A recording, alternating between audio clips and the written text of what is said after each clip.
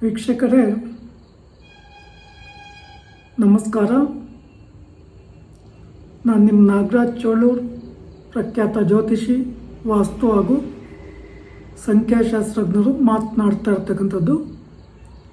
ವೀಕ್ಷಕರೇ, ಇವತ್ತಿನ ಸಂಚಿಕೆಯಲ್ಲಿ ವಿಶೇಷವಾಗಿ ನಾವೊಂದು ಮನೆ ಕಟ್ಟುತ್ತೀವಿ ಅಂದ್ಕೊಳ್ಳಿ, ಅಥವಾ ಬೇರೆ ಒಂದು ಕಾಂಪ್ಲೆಕ್ಸ್ ಕಟ್ತೇವೆ ಅಂದ್ಕೊಳ್ಳಿ, ಅಥವಾ ಛತ್ರ ಚೌಟ್ರಿ ಅಂತ ಏನು ಕರಿತೀರೋ ಅದಾಗಿರ್ಬೋದು, ಅಥವಾ ಒಂದು ಹಾಲನ್ನು ಕಟ್ಟಬೇಕಾದಂಥ ಒಂದು ಸಂದರ್ಭದಲ್ಲಿ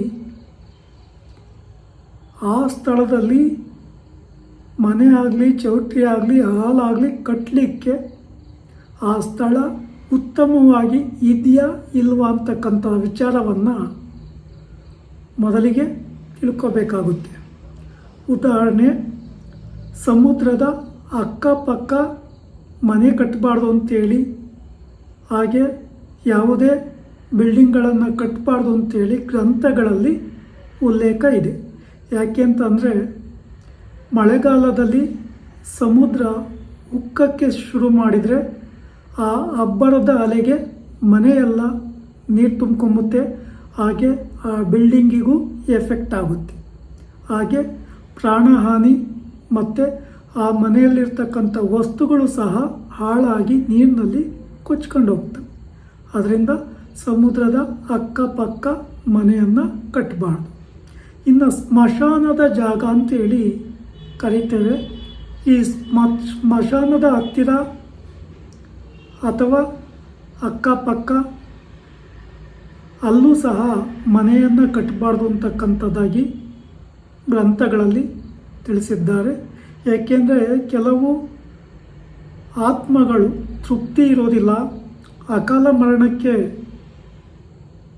ತುತ್ತಾಗಿರ್ತಕ್ಕಂಥ ಆತ್ಮಗಳು ಕೆಲವು ಸಂದರ್ಭಗಳಲ್ಲಿ ಆ ಮನೆಯವರಿಗೆ, ಅಕ್ಕಪಕ್ಕ ಇರ್ತಕ್ಕಂಥ ಮನೆಯವರಿಗೆ ಕಿರಿಕಿರಿ ಉಂಟು ಮಾಡ್ತಕ್ಕಂಥದ್ದು, ಭಯ ಉಂಟು ಮಾಡ್ತಕ್ಕಂಥದ್ದು, ಅಥವಾ ಏನಾದರೂ ಸಮಸ್ಯೆಗಳು ಉಂಟಾಗೋ ಸಾಧ್ಯತೆಗಳು ಇರುತ್ತೆ.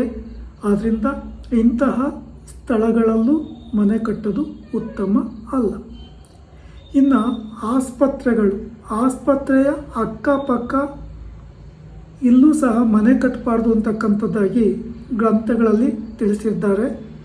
ಯಾಕೆಂದರೆ ಬಹುತೇಕವಾಗಿ ಆಸ್ಪತ್ರೆಗೆ ಬರ್ತಕ್ಕಂಥವರೆಲ್ಲ ರೋಗಿಗಳೇ ಆಗಿರ್ತಾರೆ.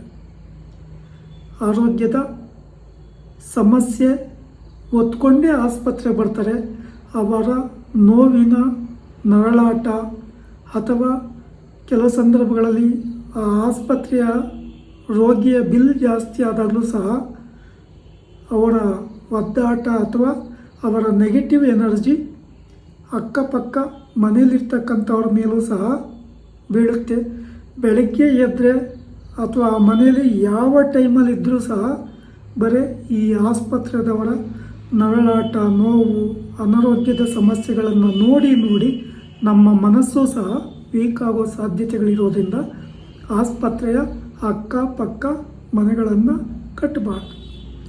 ಇನ್ನು ಬಂಡೆಕಲ್ಲು ಇರ್ತಕ್ಕಂಥ ಸ್ಥಳಗಳಾಗಿರ್ಬೋದು, ಅಥವಾ ಬೆಟ್ಟದ ಕೆಳಗಡೆ ಆಗಿರ್ಬೋದು, ಅಥವಾ ಬೆಟ್ಟದ ಮೇಲೆ ಆಗಿರ್ಬೋದು, ಇಂತಹ ಸ್ಥಳಗಳು ಸಹ ಮನೆ ಕಟ್ಟೋದಕ್ಕೆ ಉತ್ತಮ ಅಲ್ಲ.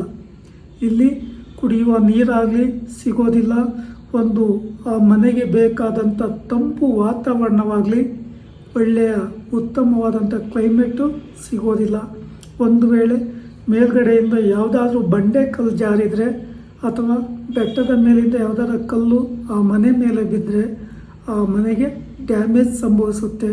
ಅದರಿಂದ ಕೆಳಗಡೆ ಯಾರಾದರೂ ಇದ್ದಾಗ ಪ್ರಾಣಹಾನಿ ಅಥವಾ ಇನ್ನಿತರೆ ಸಮಸ್ಯೆಯನ್ನು ಉಂಟು ಮಾಡ್ಬೋದು. ಹಾಗೆ ಈ ಬೆಟ್ಟದ ಮೇಲೆ ಅಥವಾ ಕೆಳಗಡೆ ಇರ್ತಕ್ಕಂಥ ಒಂದು ಸಂದರ್ಭದಲ್ಲಿ ಬೇಸಿಗೆಯ ಸಮಯದಲ್ಲಿ ವಿಪರೀತವಾದಂಥ ಬಿಸಿಲು ಇರುವ ಕಾರಣ ಇಲ್ಲಿ ನಿಮಗೆ ಬೇಕಾದಂಥ ಯಾವುದೇ ಅನುಕೂಲಗಳು ಈ ಬೆಟ್ಟದ ತಪ್ಪಲಲ್ಲಿ ಸಿಗದೇ ಇರೋ ಕಾರಣ ಬೆಟ್ಟದ ಕೆಳಗಡೆ ಆಗಲಿ ಅಥವಾ ಬೆಟ್ಟದ ಅಕ್ಕಪಕ್ಕ ಆಗಲಿ ಮನೆ ಕಟ್ಟೋದು ಅಷ್ಟೊಂದು ಉತ್ತಮ ಅಲ್ಲ. ಇನ್ನು ವಿಶೇಷವಾಗಿ ಪೊಲೀಸ್ ಸ್ಟೇಷನ್ ಇರ್ತಕ್ಕಂಥ ಜಾಗಗಳಲ್ಲೂ ಅಕ್ಕಪಕ್ಕ ಮನೆ ಕಟ್ಟಬಾರ್ದು ಅಂತಕ್ಕಂಥದ್ದಾಗಿ ತಿಳಿಸಿದ್ದಾರೆ. ಯಾಕೆಂದರೆ ಪೊಲೀಸ್ ಸ್ಟೇಷನಿಗೆ ಬರ್ತಕ್ಕಂಥವರು ಅಷ್ಟೇ ಏನಾದರೂ ವ್ಯಾಜ್ಯ, ಜಗಳ, ಕಿತ್ತಾಟ ಅಥವಾ ಕಳ್ಳತನ ಅಥವಾ ಇನ್ನೇನಾದರೂ ಸಮಸ್ಯೆಗಳನ್ನೇ ಹೊತ್ಕೊಂಡು ಪೊಲೀಸ್ ಸ್ಟೇಷನ್ಗೆ ಬರ್ತಿರ್ತಾರೆ. ಅದರಿಂದ ಇಲ್ಲೂ ಸಹ ದಿನನಿತ್ಯ ಅಕ್ಕಪಕ್ಕ ಮನೆ ಕಟ್ಕೊಂಡಿದ್ರೆ ಇದರ ನೆಗೆಟಿವ್ ಎನರ್ಜಿ ಮನೆ ಕಟ್ಕೊಂಡಿರೋರ ಮೇಲೆ ಬರೋದರಿಂದ ಈ ಸ್ಥಳಗಳು ಸಹ ಉತ್ತಮ ಅಲ್ಲ. ಇನ್ನು ವಿಶೇಷವಾಗಿ ಕ್ಷೌರಿಕರ ಅಂಗಡಿಗಳ ಅಕ್ಕಪಕ್ಕ ಮನೆಯನ್ನು ಕಟ್ಟಬಾರ್ದು ಅಂತಕ್ಕಂಥದ್ದಾಗಿ ಉಲ್ಲೇಖಿಸಿದ್ದಾರೆ. ಇದು ಆ ಸ್ಥಳಕ್ಕೆ ಅಥವಾ ಆ ಬಿಲ್ಡಿಂಗಿಗೆ ಯಶಸ್ಸನ್ನು ಕೊಡೋದಿಲ್ಲ. ಬಹುತೇಕ ಕಡೆ ನೋಡಿ ಅವ್ರಿಗೆ ವ್ಯಾಪಾರ ಆಗ್ತದೆ, ಕ್ಷೌರಿಕರು ಇರ್ತಕ್ಕಂಥ ಅಂಗಡಿಗಳಿಗೆ ವ್ಯಾಪಾರ ಆಗ್ಬೋದು, ಬಟ್ ಆ ಬಿಲ್ಡಿಂಗ್ನಲ್ಲಿ ಇನ್ನಿತರೆ ಇರ್ತಕ್ಕಂಥವ್ರಿಗೆ ವ್ಯಾಪಾರಗಳು ಅಷ್ಟೊಂದು ಉತ್ತಮವಾಗಿ ಇರೋದಿಲ್ಲ. ಅದರಿಂದ ನಾವು ಮನೆ ಕಟ್ಟಬೇಕಾದಂತೆ ಸಂದರ್ಭಗಳಲ್ಲಿ ಒಂದು ಹಾಲ್ ಮಾಡಬೇಕಾದ್ರೆ, ಒಂದು ಹೋಟೆಲ್ಲು ಅಥವಾ ಇನ್ನೇನೇ ಕಟ್ಟಬೇಕು ಅಥವಾ ಮಾಡಬೇಕು ಅಥವಾ ತಗೋಬೇಕು ಅಂತ ಒಂದು ಸಂದರ್ಭಗಳಲ್ಲಿ ಈ ಎಲ್ಲ ವಿಚಾರಗಳನ್ನು ಗಮನಕ್ಕೆ ತೆಗೆದುಕೊಂಬೋದು ಭಾಳ ಉತ್ತಮ.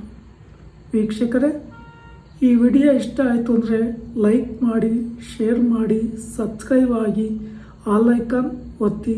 ಹಾಗೆ ವಾಸ್ತು ಪರಿಶೀಲನೆಗೆ ಆಸಕ್ತಿ ಇರ್ತಕ್ಕಂಥವರು, ಜಾತಕ ಬೇಕಾದವರು, ವಾಸ್ತು ಪ್ಲ್ಯಾನ್ ಬೇಕಾದವರು ನಮಗೆ ಕರೆ ಮಾಡಬಹುದು. ನಮಸ್ಕಾರ.